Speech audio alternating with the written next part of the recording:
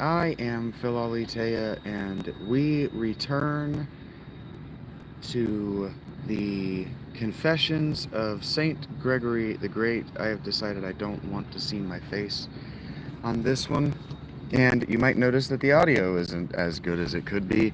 I've had a lot of change in my routine this week, and so I forgot my controller and my microphone. So the Final Fantasy VII content that you get today will happen later in the day, and we might not we might not relax with Final Fantasy One. We'll see. It all really it breaks down to depending on how my stuff charges today, because the most important thing right now is charging my external battery so I can do something in the tent with my phone. Content that my phone will charge and be available to me in the morning should, anything go wrong, or should I wake up and get over myself and just start recording some game right there in my bed. Usually what I do is I use my mornings to correspond with my friends, confidants, and Patreon subs to help them get started with their days. So we stopped last time in the middle of this chapter, and a lot of that had to do with just my own circumstances.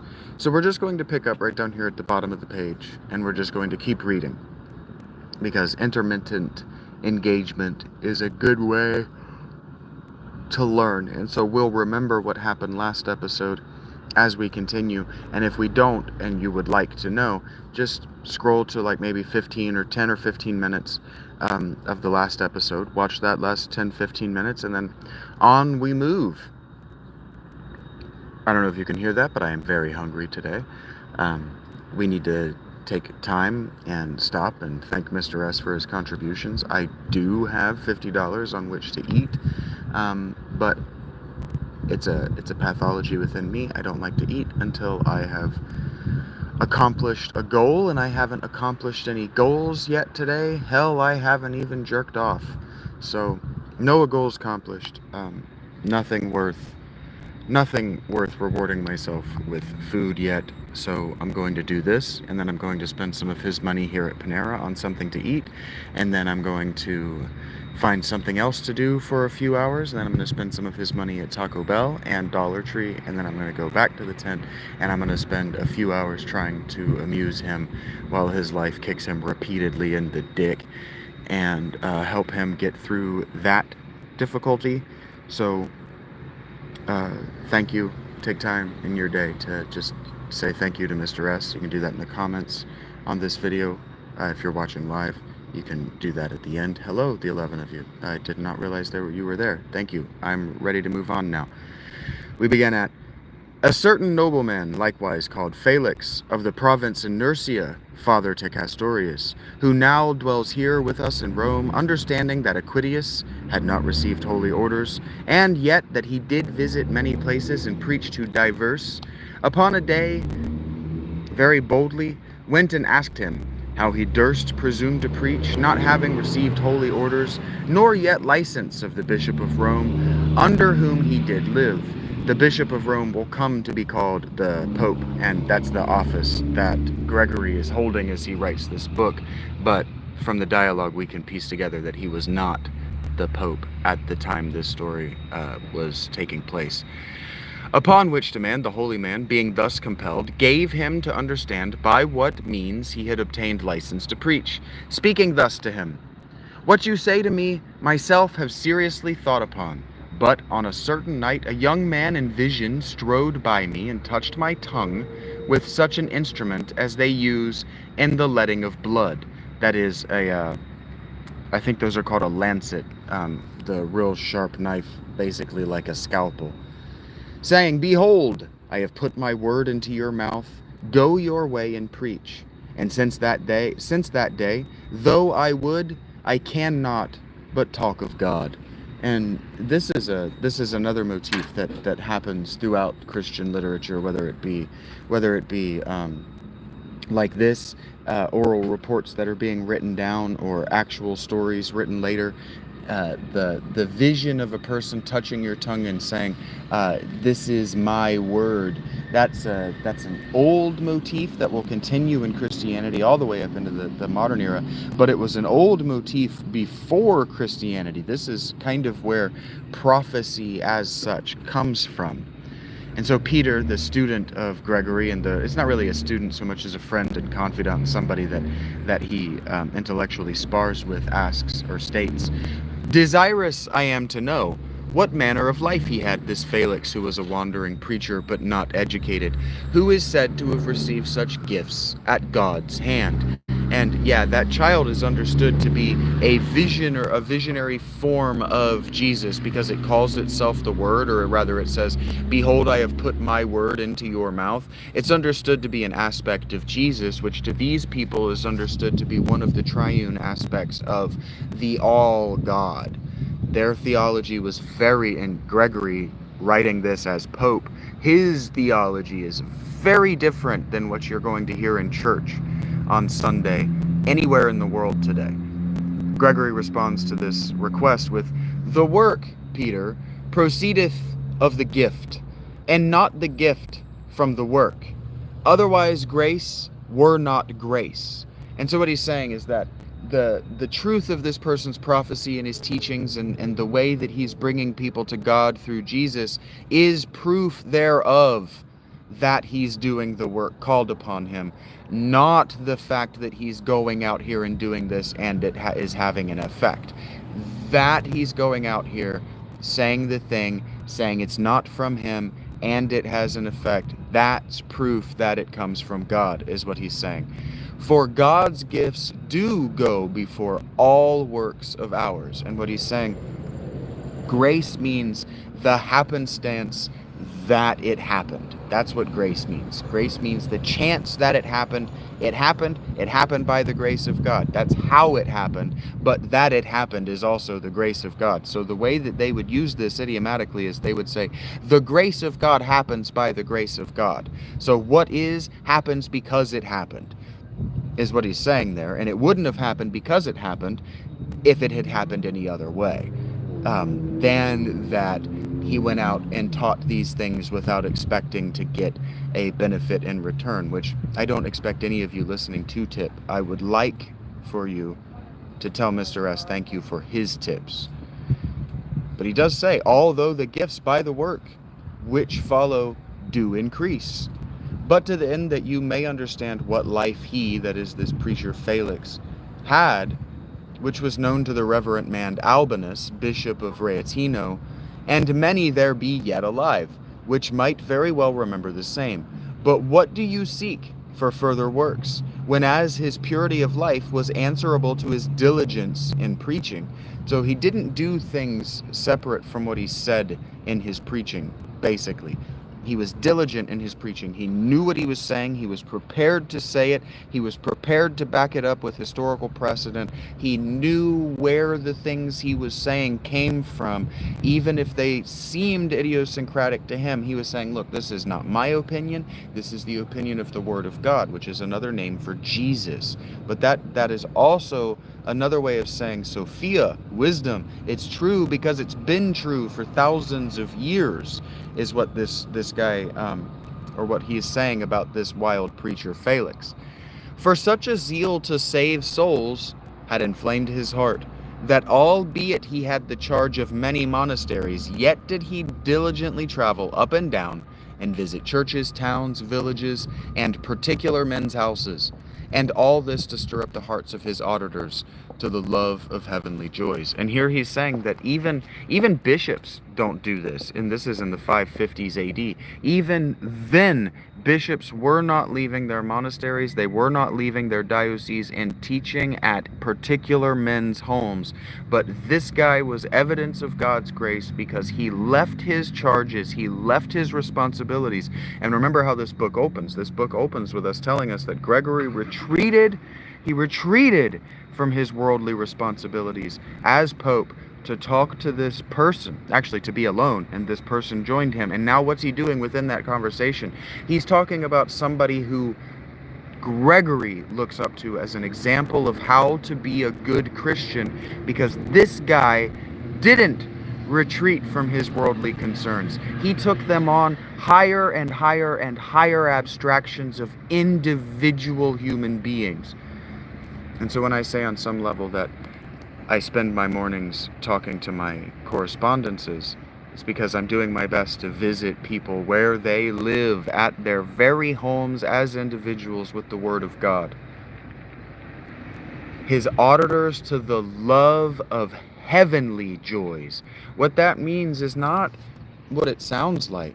He's telling this person, these people that he's engaging with, to love what makes the ghosts of the past happy for us. That's what heavenly means. The ghosts of the past who are watching us.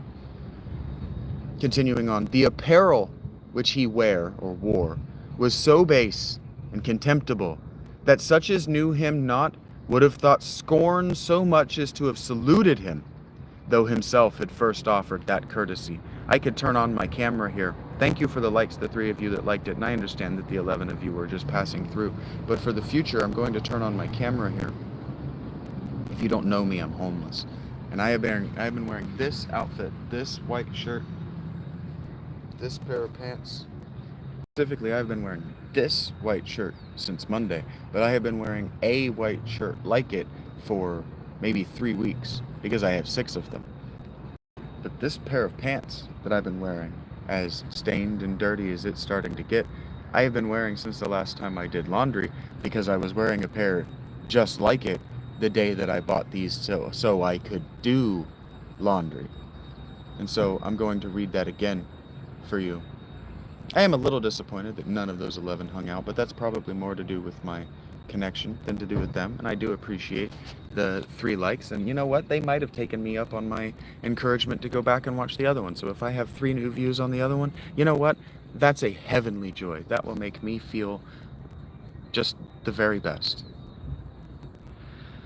Okay, so we're going to reread this. The apparel which he, this traveling priest, or this traveling holy person, not a priest, who did have responsibility within the hierarchy of the church, his apparel was so base and contemptible that such as knew him not would have thought scorn so much as to have saluted him. That is, they would have rather frown at him than wave hello. That is my lived experience. That's why I was showing you my clothing. That such as knew him not would have thought scorn so much as to have saluted him, though himself had first offered that courtesy. And that courtesy is, they would have rather frown at him than wave back when he says hello. And that happens. People ignore my greetings.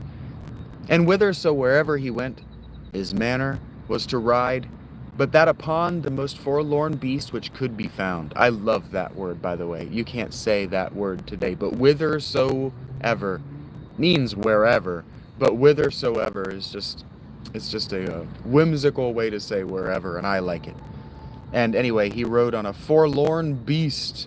That means like an ill-tempered donkey or a half-dead horse. His bridle was but an altar, his saddle no better than plain sheepskins. And this is because this is the most antique. If what he's trying to do is what I suspect he's trying to do, Felix, the way that Felix arrived at his teachings was by trying to live the life most authentic to the earliest Indo-European ancestors, then what he would do is live in a way that is as little between him and a wild animal as possible. So he wouldn't use a bridle, because a bit in a bridle they're a piece of metal that you shove between a horse's teeth, or the animal that you're riding, or that you're harnessing, between their teeth, at the back of their teeth. So it sits in that space between the back of their teeth, and when you tug on it, it hurts like a motherfucker. That's how you get them to comply with you. And so this guy gets this animal that he rides to comply with him, not through violence, not through extreme measures of pain. In fact, all he has to control it is a halter. He just has a halter, which is basically just a harness around the muzzle of the beast. But the beast can ignore that, and it doesn't even sound like he's willing to pull on it. Like, it really doesn't even sound like he's got reins for this thing. It just, he's wearing the halter.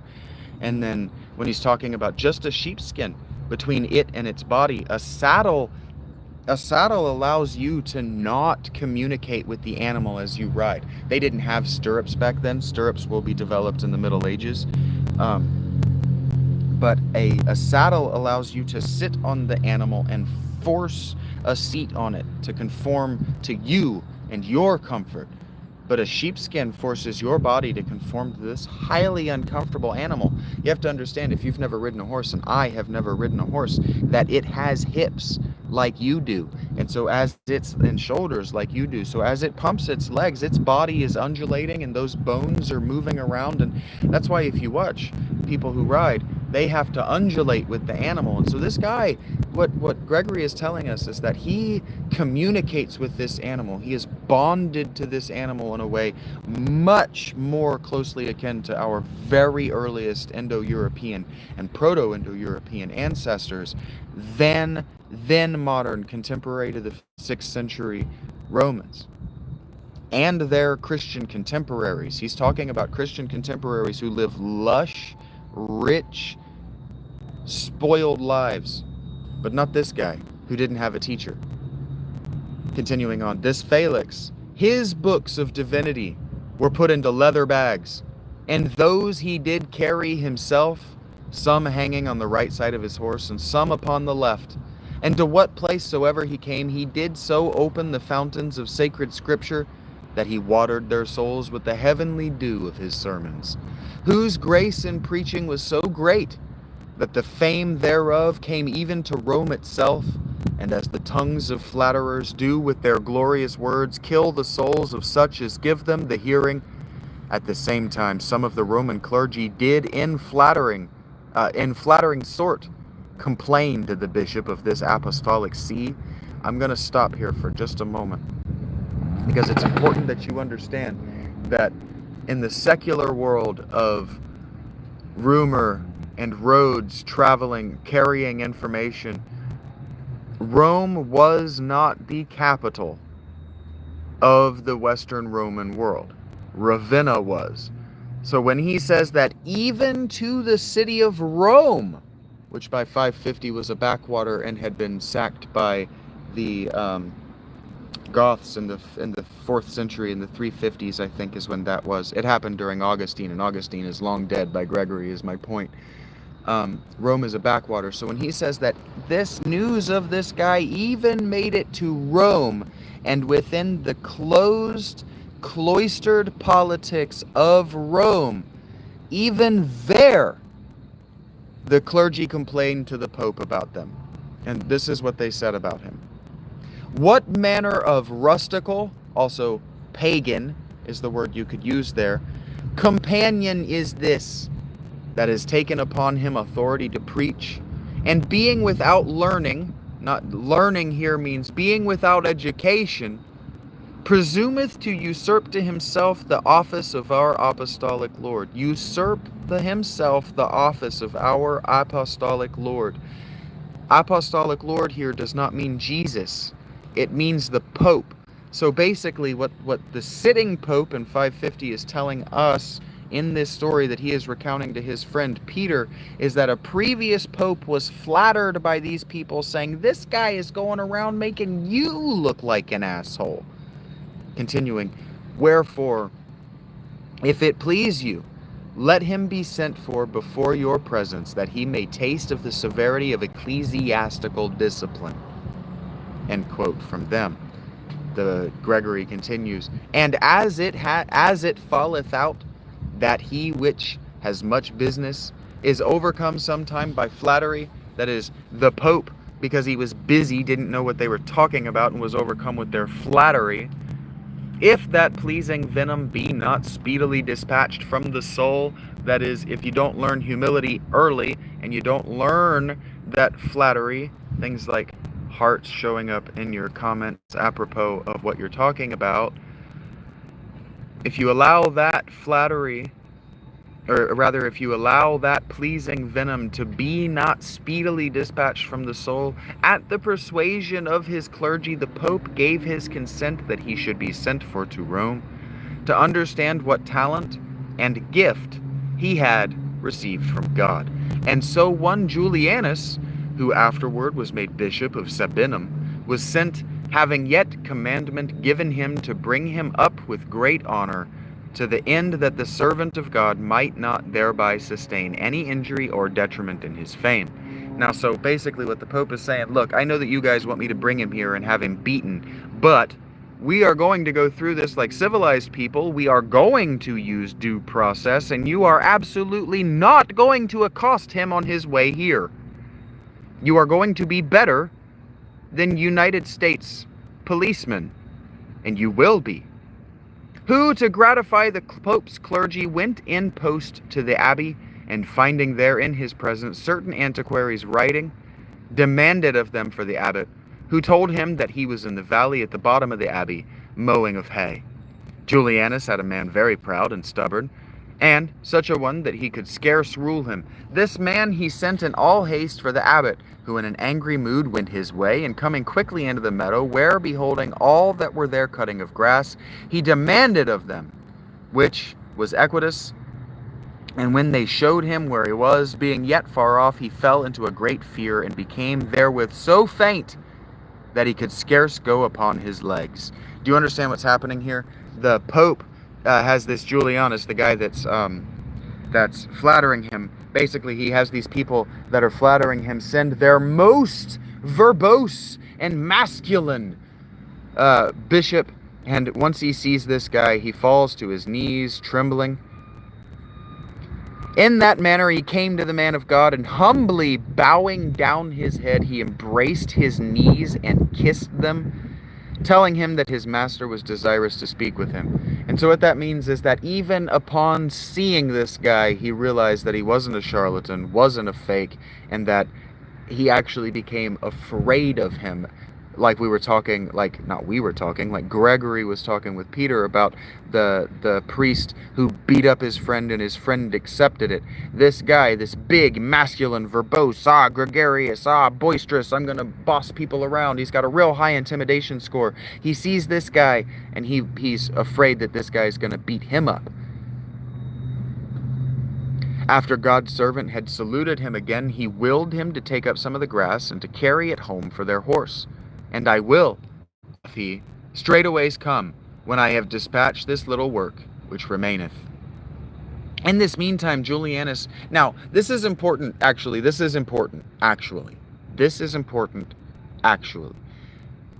you're used to politicians saying, yeah, I'll get around to doing what you told me to do. You're used to criminals saying, yeah, I'll get around to doing what you're doing, to show a lack of haste. But understand what this guy is doing. He is mowing a patch of grass by hand, effectively one blade of grass at a time. He might even be using something akin to scissors, but he's probably using a hand scythe, not the kind of scythe that your hipster boyfriend uses when he wants to make the grass look fucking terrible. Alright? This is slow and agonizing work that this guy is doing. Okay? That this priest is, or that this holy man is doing. Slow and agonizing. And so you have to understand that most young people, most monks, most of the people tasked with doing this thing, if they're given any excuse, let alone that the Pope wants to see them yesterday, they're going to leave that work unfinished and for somebody else to do, because they might even leave the fucking tool in the grass and leave in that moment, expecting that they're going to get away with that wrongdoing because the Pope wants them. Not this guy. I will come as soon as I have finished this very important work, because this is my responsibility right now in the eyes of God, and the Pope can wait, because if something happens to us along the road, the Pope will wait. So because I have been given this task by God, I am going to complete this task for God, is how this guy handles this situation. In this meantime, Julianus much marveled what the matter was, why his man tarried so long, and seeing him at length to come laden with grass upon his neck, in great rage he cried out to him, saying, Sirrah, what meaneth this? I sent you to fetch me the abbot, and not to bring me meat for mine horse. Sir, quoth the man, he will come to you by and by. And forthwith the man of God came in base apparel and a pair of shoes beaten full of nails, carrying his scythe upon his neck. And being yet far off, his man told him that he was the abbot. So soon as Julianus beheld him and attired in that base sort, he condemned him, and devised with himself how to speak to him in the most cross and crooked manner he could.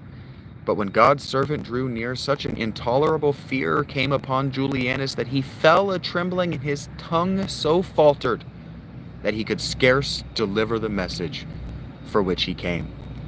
So, again, these people are sitting around and they're thinking, oh, I'm going to say the most poisonous shit. I'm going to say the worst thing I can possibly. I'm going to think up just the most horrible things that I can say to this guy, because it's within my purview to say these things to this guy. I'm allowed. It's my job, in fact. I'm going to get myself all wrapped up in the righteousness to spew forth venom upon this person, because it is my impatient right to do so. And the moment that guy came within earshot, he falls to his knees, because that would have been the wrong thing to do. Why? Because Jesus tells us to forgive. And what is forgiveness? What is forgiveness? It's mercy giving in the future. And this person had worked himself up. He'd worked himself up to do what was his right, to unleash the wrath that was his by right in violence of word and action. But he couldn't, because this guy deserved forgiveness. Because this guy is better. That guy can't give mercy to this guy.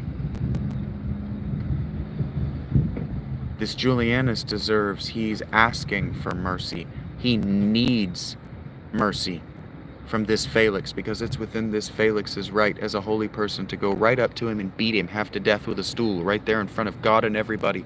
I don't care what stole you're wearing. You probably stole it anyway. Upon the receipt of which news the venerable man Equidius gave Almighty God most hearty thanks, saying that heavenly grace had visited him by means of the highest bishop. And straightways he called for some of his monks, commanding horse to be made ready in all haste. But Julianus, weary of his journey, told him that he could not travel so soon, but of necessity shall rest himself that night. I am very sorry for that, quoth the holy man. For if we go not today, tomorrow we shall not either, I'm adding. And thus, by reason of the other's weariness, he was enforced that night to remain in the abbey. The next morning, however, about the dawning of the day, came a post with a tired horse. A postman, somebody bearing a letter.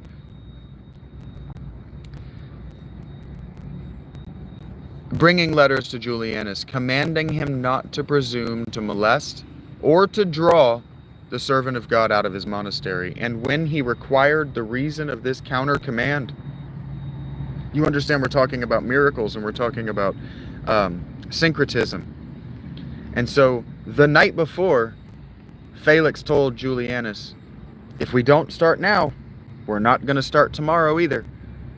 And then tomorrow morning, somebody arrives with a letter from the Pope. And when he required the reason of this counter command, the messenger told him that the next night after his departure, the Pope was terribly frightened in a vision for presuming to send for the man of God. Whereupon Julianus, rising suddenly out of his bed and condemning himself to the venerable man's prayers, spoke thus to him: Our Father desireth you not to trouble yourself any further, but to stay in your monastery. Which, when God's servant heard, very sorry he was, and said, Did I not tell you that if we did not set forward on our journey by and by, that afterward we should not? Then upon charity he entertained his messenger a little while with him in the cloister, and though by all means he refused, yet he enforced upon him a reward for the pains he had taken.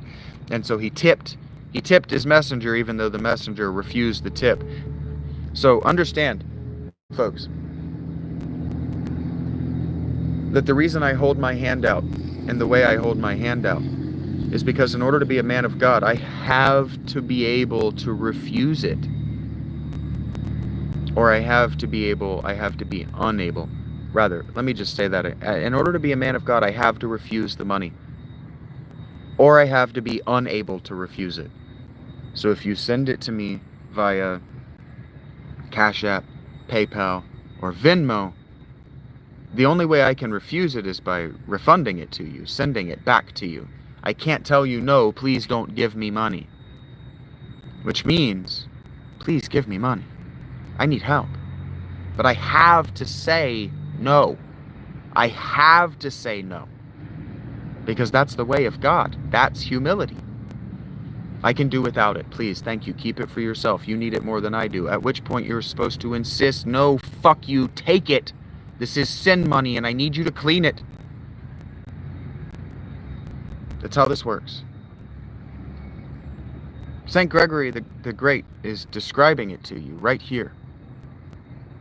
From 550 AD. Then upon charity he entertained his messenger a little while with him in his cloister, and though by all means he refused, and by entertained he means he talked about him, he got to know him a little bit, he told him a story, he fed him, and then he tries to give him money. He enforced upon him a reward for the pains he had taken. See therefore, Peter, how God does preserve and keep them who in this life do contemn themselves, and how they are secretly honored of the citizens in heaven, who are not ashamed outwardly to be little esteemed in this world. And on the contrary, in the sight of God, they be of no account, who in the eyes of their own friends and neighbors do swell through desire of vain glory. And so I say again, I am not interesting. I am a boring person. I am fundamentally inadequate to what I am doing. But God is worthy of the glory. And if God puts it on your heart that I'm allowed to eat today, then I'm allowed to eat today. And if God puts it on the hearts of these people that walk through this patio and see me talking about God and then look away in shame, if he puts it on them to look away in shame, then they will look away and be ashamed. And it is my responsibility to be forgiving, even if you don't truly understand what mercy is. And therefore, says Gregory, our Savior Christ, who is truth itself, who was Aletheia herself, said to certain, you are they that justify yourselves before men, but God knoweth your hearts, for that which is high to men is abominable in the sight of God. Peter says, I marvel very much how so great a bishop could be deceived and so worthy a man. To which Gregory says, why do you marvel, Peter? For the reason why we are deceived is because we be men. What, have you forgotten how David, who usually had the spirit of prophecy, pronounced sentence against innocent, that's a name, Mephibosheth, the son of Jonathan, when he gave credit to the lying words of his servant Ziba? Which thing notwithstanding, because it was done by David, we both believe to be just in the secret judgment of God, and yet by human reason how it was just we cannot perceive. He's talking about grace. It was just because it happened, and it had to happen, because it happened the way it did. What marvel then is it? It's just because that's just the way it is. What marvel then is it if we that be not prophets be sometimes if we that be not prophets, that shouldn't have a comma in there, be sometimes by lying tongues abused and otherwise transported. Let's read that again. What marvel then is it if we that be not prophets be sometimes by lying tongues, that should be commaed out, abused and otherwise transported, then charity and justice would. For it is much to be considered that every bishop has his mind troubled with a world of business, and it cannot be when the mind is distracted about many things, but that it is the less able sufficiently to examine those that be particular, and so much the sooner is he deceived in some special case, by how much he is busied with the multitude of many.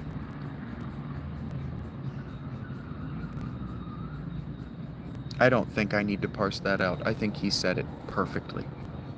Peter says, "It is much true that you say, or most true that you say." To which Gregory responds, "But I shall not pass over with silence that which the reverend man Valentinus, that is, probably the Valentinus of Gnosticism, sometime mine abbot told me concerning Equidius." Probably it's not then. "For he said that his body being buried in the oratory of St. Lawrence the Martyr, a certain country man set upon his grave a chest full of wheat, little considering or respecting how worthy and notable a man lay there buried." They can't finish their sentences with prepositions in Latin, so it wouldn't be buried there. They have to say lay there buried. Whereupon suddenly a miraculous whirlwind came and overthrew that chest and cast it far off, all other things remaining still in their former places, by which all did plainly perceive of what worth and merit that man was whose body lay there buried. To this shall I also add another thing, which I heard of venerable Fortunatus, a man that does much please me for his years' life and simplicity. At such time as the Lombards came into the province of Valyria, the monks of the monastery of the reverend man Equidius fled from thence into the oratory to the man's holy sepulchre, into which place the cruel men entering, they began by violence to pull the monks forth, either to torment them or else with their swords to kill them. Amongst whom one sighed, and for very bitter grief cried out, "Alas, alas, holy Equidius, is it your pleasure, and art you content that we should be thus miserably haled and violently drawn forth, and dost not you vouchsafe to defend us?"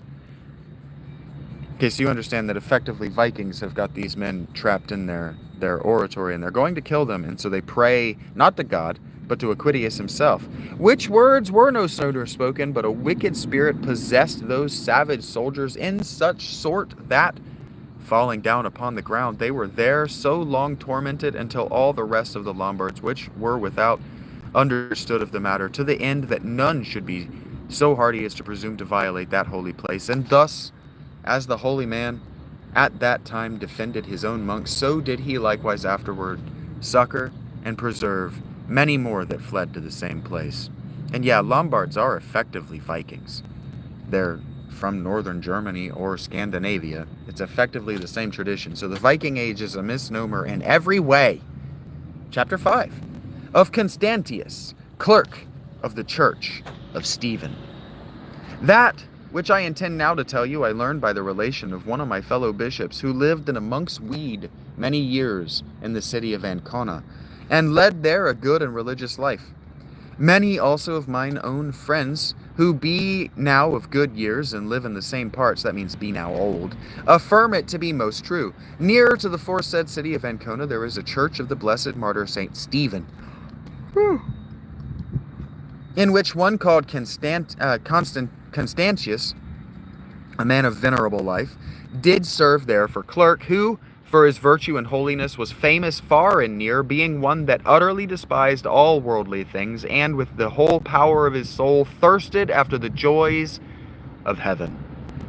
Upon a certain day it fell so out that there wanted oil in the church, by reason whereof the foresaid servants of God had not wherewith to light the lamps. That means they didn't have anything around.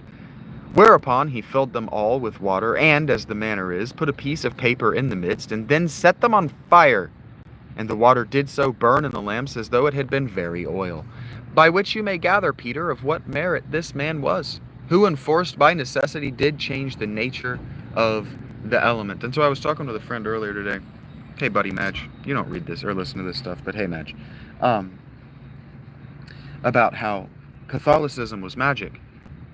Buddy, Jesus literally turned that water into wine. He literally walked on water. He literally turned that bread into his body. Literally.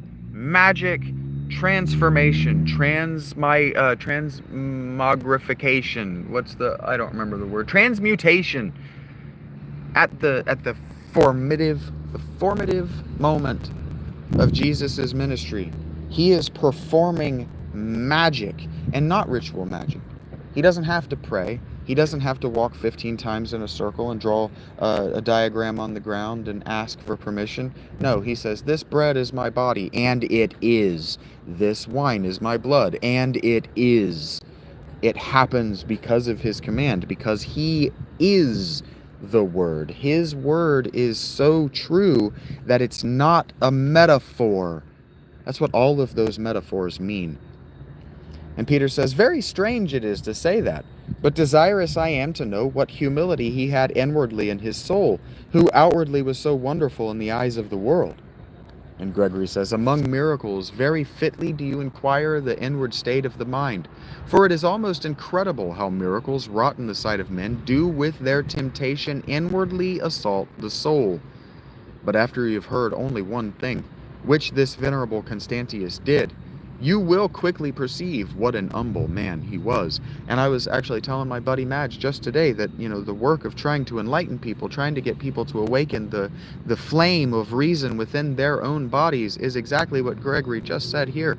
It is incredible how miracles, how the awakening of the flame within one's soul, wrought in the sight of another person, does tempt them inwardly to do the same thing for themselves. But after you have heard only one thing, which this venerable Constantius did, you will quickly perceive what an humble man he was. And what he's saying is that when people see me making money online, or they see anyone making money online, when young women see, I see it all the time on TikTok, let's talk about it, young women, even older women, women my age or older, get on TikTok and they're doom scrolling, they're making their little vlog posts, their little thing, and they're not getting the kind of attention that they want. And so they're like, well, what happens if I show a little cleavage? And then suddenly likes and comments, and it's like, oh, okay, so I can be a professional at this if I'm naked. And they don't care what I'm saying, they don't care what I'm talking about, they just want to see the shape of my body. Okay. And then they immediately sell out to do that thing. Immediately sell out. I've watched probably 20 women just doom scrolling over the last 2 days. I've watched probably 20 women come to that realization.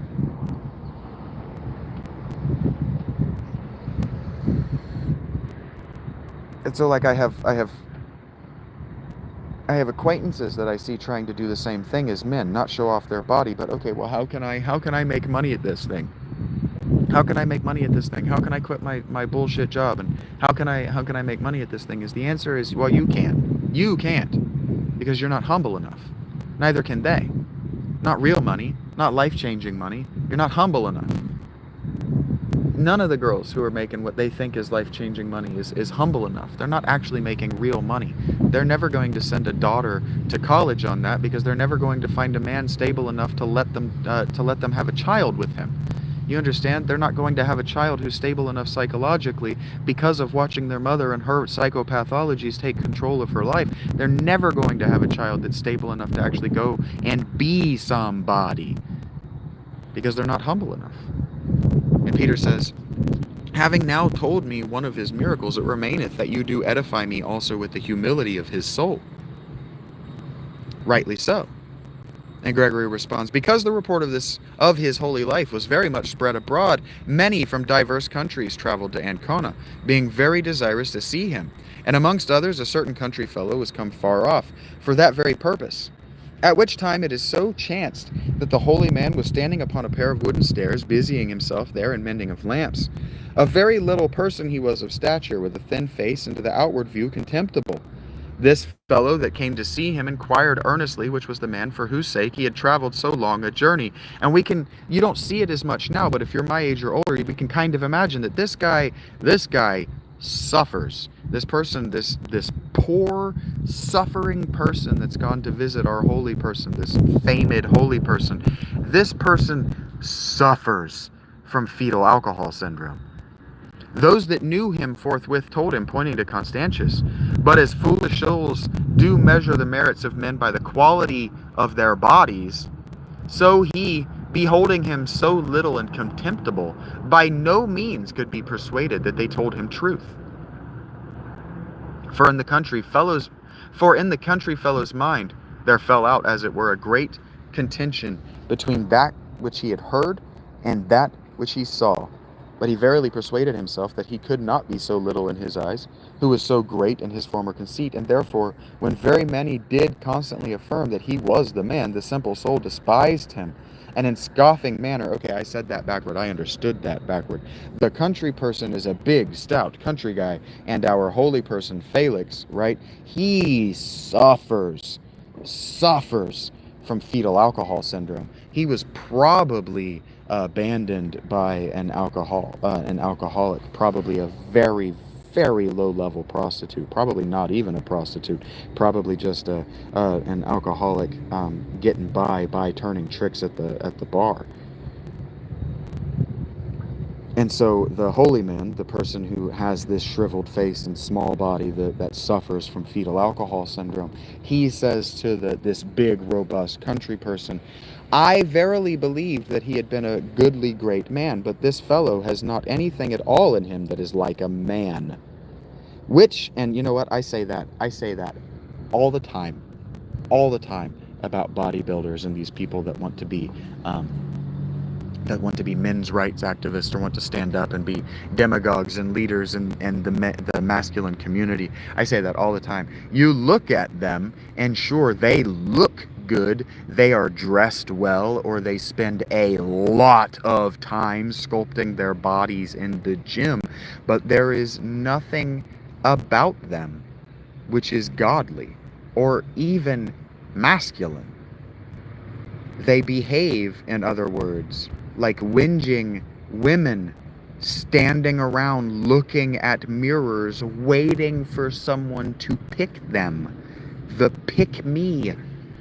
You're all of you are litters of puppies sitting in a window waiting on somebody to pick me. How much is that puppy in the window? That's what TikTok is. Which words of his, the servant of God, Constantius, hearing forthwith, left his lamps, which he was in hand with, and in great haste came merrily down the stairs, embraced the country clown, and, of exceeding love, held him fast in his arms. He just said to him, there's nothing about you that's even masculine, and I despise you. But take this hug. I love you. Thanks for having the opinion that I'm small and ugly and that God doesn't love me. And you only, he says, have thine eyes open. Oh, I'm sorry. So look, he embraced the country clown, gave him great thanks for having the opinion.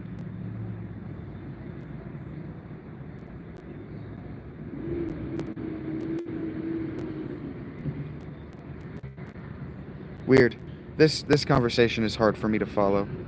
But anyway, I guess what's actually happening is that Constantius is there while the little ugly guy is there to see the big man, and then the big man doesn't talk to the little man. He actually talks to this Constantius and says, "Oh, he's a great that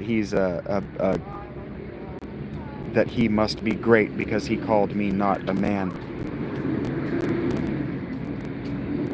Yeah, so Constantius, not the little guy, goes over and hugs the big man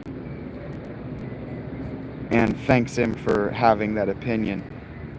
And then he says to the little guy, you only have thine eyes open and dost truly behold what I am. By which fact we may easily gather what an humble man he was that loved the country fellow the more for contempting him.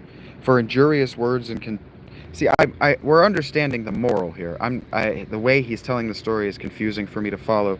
But the moral here is that big, strong, strapping lad sees this guy who suffers from fetal alcohol syndrome and assumes that he did something wrong, that God cursed him with a mother who couldn't, handle her cups and didn't think that what she was putting into her body would affect her baby, and that somehow that has something or anything whatsoever to do with who this person is. So like the people who jump in my comments and want to say things like accusing me of being a crackhead just because I choose to be homeless so I can do this thing I'm doing right now, they are being being that big strapping lad. Oh, you think you're so beautiful because on the outward you appear to be fine. And then what the little man says is, yeah, but on the inside you're barely even human. And so then the priest goes over and hugs somebody and admits that the one who said, yeah, but you're you and your workout body and your perfect hair and all that money you spend to look beautiful so that women will take notice of you, that leaves you a woman. It leaves you less than human. I was saying that very loud to a guy who looked just like that, and he stood to listen. He deserved to hear it. By which fact, because the little guy opened the big man's eyes, by which fact of the little guy showing the big man that the big man is less than the little man, by which fact we may easily gather what an humble man the little man was, that loved the country fellow all the more because the big strapping country fellow hated him. For injurious words and contumelious usage try what a man is inward in his soul, and try here means not it doesn't mean attempt here. There is no try, because the word try means to annoy effectively, to distress. And so what he's saying here is that the contumelious usage affected negatively what a man is inwardly in his soul. For as proud men are glad of honor, so an honor here is when other people say good things about you, but not to you. So those that be humble, for the most part, rejoice in contempt and disgrace, and when they behold themselves to be of no account in the opinions of others, glad they are. Yeah, so when you hear me say things like, yeah, and nobody's watching my shit anyway, and then I smile and laugh, I'm not being passive-aggressive. It means I'm right. It means that I'm just. It means that I am this ugly holy man. Because they see that to be confirmed by the judgment of others, which inwardly their own souls they had of themselves. To which Peter says, this man, as I perceive, was outwardly great in miracles, but yet greater by his inward humility of soul. Hey, thanks the two of you for being here. Thank you for that additional like. We move on to chapter 6. I didn't mean to read this to pat myself on the back, by the way. I'm just always finding new ways to articulate who and what I am and why I'm doing this evidently insane and productive thing I'm doing, choosing to be homeless and to try to improve your life in a meaningful way, rather than to just make as much money as I can before I die. Continuing on, chapter 6 of Marcellinus, Bishop of Ancona. Gregory says, Marcellinus, also a man of holy life, was bishop of the same city of Ancona, who was so sore troubled with the gout, that is, that's the disease where your toes swell up, and you get it by being rich and eating too much red meat. That being not able to go, his servants were enforced to carry him in their hands. Upon a day, you can't have gout, you just can't have it, you can't not locomote for so long that your feet swell up and try to fall off, and you can't have servants to carry you around to cope with the pain if you're not rich. Anyway, his servants were enforced to carry him in their hands. Upon a day by negligence the city was set on fire, and though many labored by throwing on of water to quench it, yet did it so increase and go forward that the whole city was in great danger. For it had laid hold of all the houses that were next to it, and consumed already a great part of the town, none being able to help or withstand it. And so pitiful a necessity and great danger, the bishop, carried by his servants, came thither, and commanded himself to be set down right against those furious flames. And in that very place where the force of the fire did seem most to bend, which being done, the fire marvelous strangely turned back into itself, and as it were, cried out that it could not pass the bishop, and by this means was it stopped from going forward, and went out of itself, not being able to touch any other buildings. By which, Peter, you see what an argument of great holiness it was for a sick man to sit still, and by his prayers to quench those raging flames. I both do see it and much wonder at so notable a miracle. Yeah, it is definitely notable, because rich people can't get into heaven. And so Gregory here is doing a little bit of propaganda, saying, well, even our very rich, very decadent bishops can still have a positive effect on the community by putting other people's lives in danger. Hey, it worked out for the best. All's well that ends well, right? Right, Peter? That's what Gregory just did right there. Chapter 7 of Nonnossus, prior of the abbey in Mount Soracte. Soracte, that's hard to say. Gregory says, now I intend to let you understand somewhat of a place not far distant, which I heard of the Reverend Bishop Maxianus, and of the old monk Lario, one whom you know, both which are yet living. And as for Lario, he was brought up under that holy man Anastasius, and the abbey which is hard by the city of Nepi. I guess that means nearby? I'm not sure what hard there means.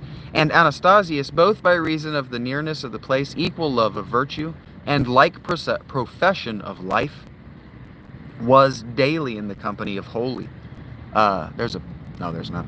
There's a mess on my screen that looks like a period. Of holy Nonnossus, prior of the abbey which is in Mount Soracte.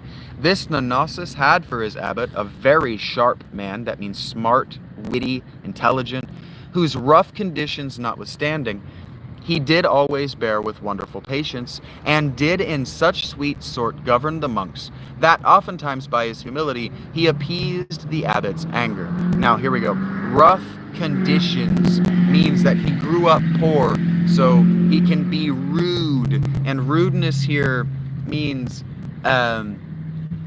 not thinking before he's speaking. I have it. There it is. I have this tickle in my sinus. Oh my god, that just will not quit. Rude of languor, rudeness. How am I trying to say this? Rudeness of speech and character is what he's talking here. And how did he say it? Roughness of condition.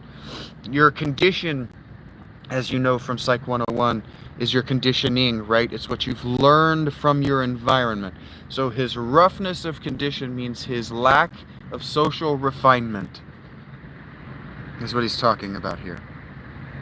That's what that means. Whose lack of social refinement notwithstanding, he did always bear with wonderful patience. That is, this bishop, this Nonorius, the abbot always took this Nonnossus. He took him well, and sometimes the rough nature of this Nonnossus's behavior appeased the abbot's anger with the other monks and their refined conditioning, let's say. The abbey, standing in the top of an hill, had never an even and plain place fit for a garden. One only little plot of ground there was on the side of the mountain, but that was taken up of a great stone, which did naturally grow there, so that by no means it could serve for a garden. Do you understand what he's saying? That it's a rocky place, there's no area that they can plot out to have a little garden for the monastery, except for this one spot that has a rock. Okay. Yet venerable Nonnossus, upon a day, began to think with himself that at least that piece of ground would serve very well to set warts, W-O-R-T-S, like the warts from the story of the thief that was stealing them, and the snake that guarded them, if by any means that huge stone could be taken away. But then he likewise thought that 500 yoke of oxen would not be able to stir it. You understand that this rock is so heavy that not 500 oxen could move it. Whereupon, despairing of all human help, he betook himself to God's goodness, and in that very place gave himself to prayer in the quiet time of the night. And, behold, on the morning, when the monks came thither, they found that huge stone removed far off, and a very fit plot of ground left to make them a garden.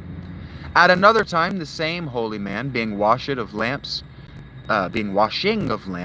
made of glass, one of them by chance fell out of his hands and brake into many pieces, who, fearing the great fury of the abbot, did forthwith gather up all the fragments, laid them before the altar, and there with great sighing fell to his prayers, and afterward lifting up his head, he found the lamp entire and whole. Now, just mechanistically, real quick, this is possible,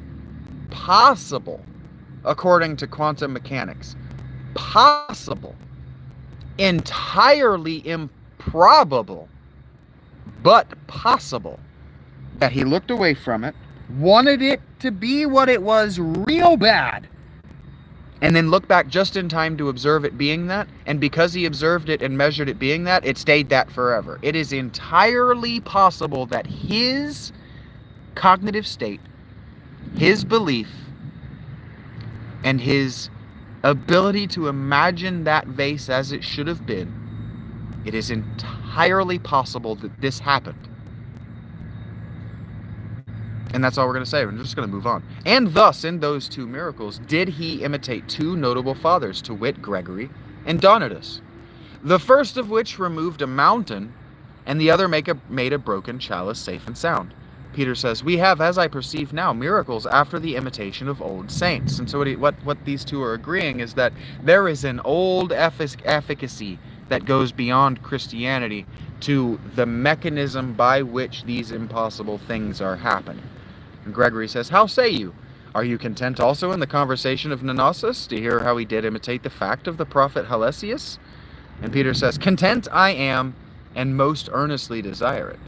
To which Gregory says, upon a certain day, when the old oil was spent and the time to gather olives was now at hand, the abbot, because their own trees took not, thought it best to send the monks abroad to help strangers in the gathering of theirs, that for the recompense of their labor they might bring home some oil for the necessities of their own house.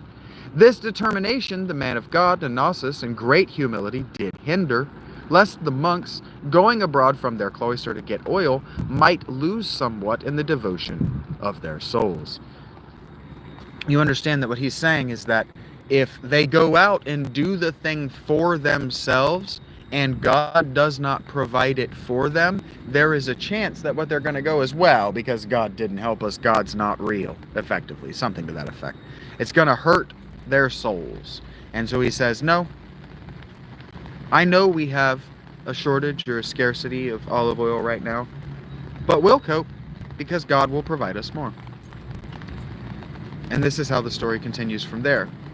And therefore, because he saw that their own trees had yet a few olives, he willed those to be gathered and put into the press, and that oil which came forth to be brought to him, though it were never so little. Which being done, he set the little vessel before the altar, and after their departure he offered his prayers to God, which being ended, he called for the monks, commanding them to take away the oil which they brought, and to pour a little thereof into all the vessels which they had, that each of them might have some of the benediction of that oil. Which being done, he caused the vessels, empty as they were, to be stopped, and the next day they found them all full. So effectively, the Hanukkah story keeps happening. So like today, little kids ask the question, well, why doesn't God still talk to us? Why don't miracles still happen? And in Gregory's day, that was a question, to which Gregory had the answer, they do. Peter says, we find daily the words of our Savior to be verified, who says, my Father even to this time does work, and I do work. All right, we're crossing about an hour. Thank you for that fourth like. Thank you for still being here to watch me. I'm starting to get hungry, and it is pouring ass rain. But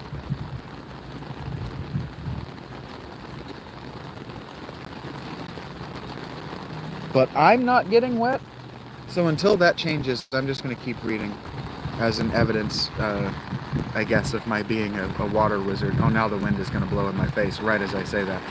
So we'll see what happens. I'm sorry, this isn't going to be good listening. I'm sorry if you want to duck out. I'm being indecisive, and I know that's bad listening. My keyboard's going to get wet. I got to go inside. All right, this is going to be surprise ended right now. Thank you for being